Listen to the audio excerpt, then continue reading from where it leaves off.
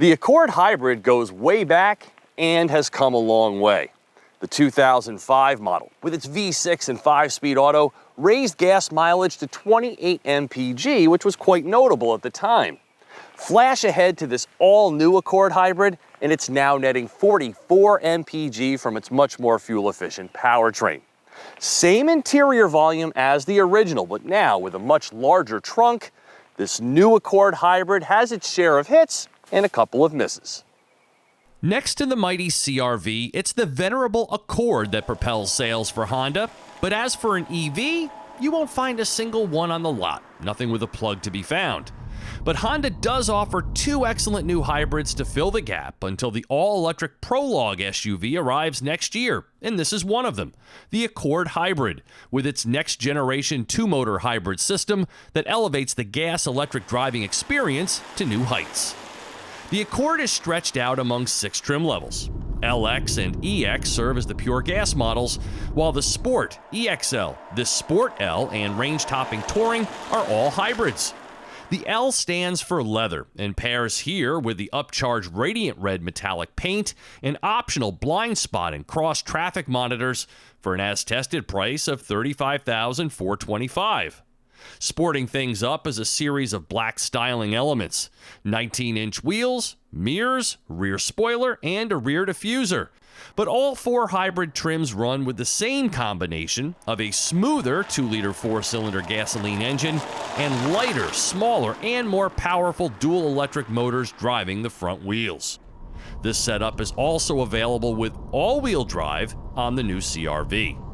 With a larger propulsion motor, torque has increased to 247 pound-feet with 204 total system horsepower. That provides enough snap to dismiss any concerns about the Accord feeling lazy. It's quite the opposite. Now, hybrids are not renowned for their drivability, but the multitude of improvements Honda has made to this car result in something special and fun. From a pure powertrain standpoint, this is probably the best hybrid that I have ever tested. I mean, it's remarkably smooth in its transitions. It doesn't necessarily sound nor feel like it's running with a CVT, and it goes on electricity alone for far longer than a hybrid should. It's brilliant. And it's living up to its sport name by providing this refined hustle on the back roads. Yes, it is a little loud in here, but otherwise it's a pleasant drive that is also quick on its feet. Regardless of whether it's a belt and pulley CVT or an electronic one as utilized here, the unpleasant sounds and sensations are identical. But that doesn't plague the Accord. Honda has engineered tricks into this one, such as synchronizing engine sound with engine speed and creating the sensation of shifting gears that make this Accord a hybrid without compromise. Active sound control also produces a convincing soundtrack during spirited driving. And these aren't paddle shifters, rather the controls for 6 levels of regenerative braking all the way down to one-pedal drive, just like in an EV. The new motion management system is akin to Mazda's Skyactiv tuning by prudently coordinating hybrid system output and the braking system to better align the steering input with the car's handling line. In summary, this car can dice up a curvy road with better driver connectedness. Econ, Normal, Sport, and individual drive modes offer personalization, making this an attractive choice for those seeking more than just high gas mileage. In regards to that, the Sport and Touring trims are rated at 46 mpg city, 41 highway, and 44 mpg combined, and those have been corroborated this week. But it's the EXL trim which is the MPG leader, netting 48 mpg in combined driving. But there is a caveat. Honda recommends 91 octane for every Accord engine.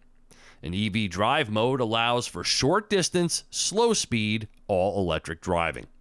As for its livability, the Accord has all of the Honda feels, such as a traditional shifter, familiar design cues, and hallmark soft touch points. Its layout is simple, its controls straightforward, and driver positioning just right. All told, it's welcoming and not overwrought.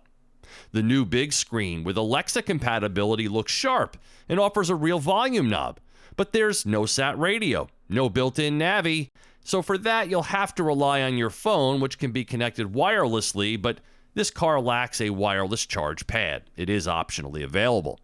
The driver display is customizable. This sport trim stocks a middling, non-branded 8-speaker sound system. There are heated front seats and a heated steering wheel and memory settings. But the passenger is cemented down low. There's no height adjustment. And it seems as though Honda either ran out of money or inspiration when it got to the rear seats. Now, I can see that with a coupe, but in a sedan that will seemingly accommodate passengers, this feels especially sparse and cheap. The large, nearly 17 cubic foot trunk does not suffer from battery intrusion and allows for a rear seat pass-through. Its new look is up for debate, but there's no denying the Accord Hybrid's excellence in just about every key area, including its frugal pricing. For TestDriveNow.com, I'm Steve Hammis.